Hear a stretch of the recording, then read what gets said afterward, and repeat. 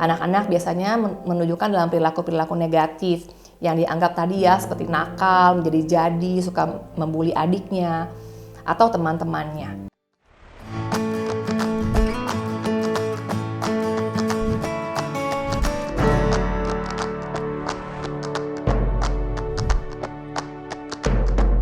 Halo sahabat Green Counseling, hari ini saya akan bacakan email yang masuk dari Ibu G. Hai, perkenalkan nama saya Ibu G. Saya seorang ibu berusia 39 tahun yang memiliki 2 orang anak. Anak sulung saya laki-laki berusia 8 tahun dan adiknya perempuan berusia 6 tahun. Anak laki-laki saya sangat berbeda dengan adiknya. Sejak kecil ia sering dianggap anak yang nakal karena ia suka membuli. Adiknya pun di rumah menjadi sasarannya. Di sekolah pun berulang kali ia dihukum oleh pihak sekolah dan banyak sekali orang tua siswa yang komplain. Sampai di rumah saya pun suka menghukum dia. Herannya dia tidak pernah kapok-kapok juga. Saya seringkali dipanggil oleh pihak sekolah dan ini akhirnya membuat saya sangat lelah karena ia tidak sungkan memukul temannya, merampas mainan temannya. Akibatnya teman-temannya menjauhinya dan tidak mau bermain dengan dia. Dulu anak ini akrab dengan papanya. Memang sejak kecil ia bermain dengan papanya syarat dengan kekerasan fisik.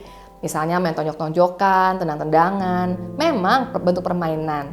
Kadang-kadang saya tidak suka dan saya tegur papanya. Tapi papanya bilang tidak apa-apa, anak laki-laki memang mainnya ya seperti ini. Sudah seharusnya anak laki-laki main tinju-tinjuan, tendang-tendangan. Saat ini papanya sudah menikah lagi dan ia tinggal di luar kota.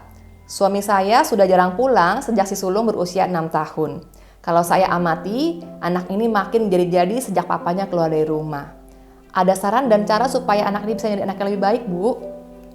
Halo Ibu G, terima kasih ya sudah mengirimkan email kepada kami. Menjadi seorang single mom untuk 2 orang anak memang tidak mudah ya. Saya mengapresiasi karena Ibu mencari bantuan dengan menghubungi kami melalui email ini. Saya setuju dengan apa yang tadi Ibu katakan. Membesarkan 2 orang anak tidaklah gampang. Anak laki-laki dan anak perempuan masing-masing memiliki perbedaannya. Selain itu, kepribadian masing-masing anak juga berbeda ya Bu ya. Nah, seperti tadi Ibu bilang juga, si sulung, anak laki-laki ini sangat aktif. Ia sangat suka kegiatan fisik, misalnya permainan-permainan yang menggunakan banyak gerakan, tonjok-tonjokan, pukul-pukulan, tinju-tinjuan. Ini bagi anak tersebut adalah jenis permainan ya. Dan dulu bagi papanya permainan seperti ini menyenangkan dan anak ini menikmati hubungan dengan papanya. Permainan fisik ini juga membuat ia merasa lekat dengan papanya. Nah, memang seperti tadi Ibu bilang ya, kadang-kadang kita biasanya tidak sepakat dengan pasangan. Misalnya tadi pola asuh, Ibu menganggap tidak baik jika bermain dengan fisik. Tapi buat papanya tidak masalah, toh anak laki-laki. Jadi permainan seperti ini ya wajar-wajar saja begitu. Mungkin ini juga yang membuat si sulung akhirnya ketika ia bermain dengan teman-temannya, ia banyak menggunakan gerakan fisik yang dianggap kasar, kekerasan fisik.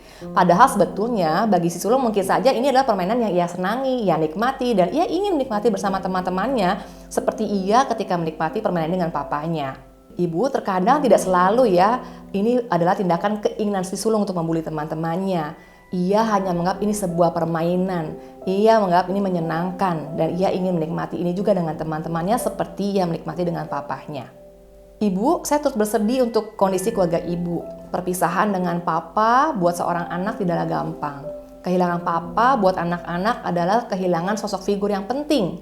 Sehingga ketika anak biasanya bermain dengan papa, sekarang tidak bisa bermain dengan papanya, ia menjadi kehilangan. Dia tidak lagi bisa mengekspresikan kegembiraannya dalam permainan dengan papanya.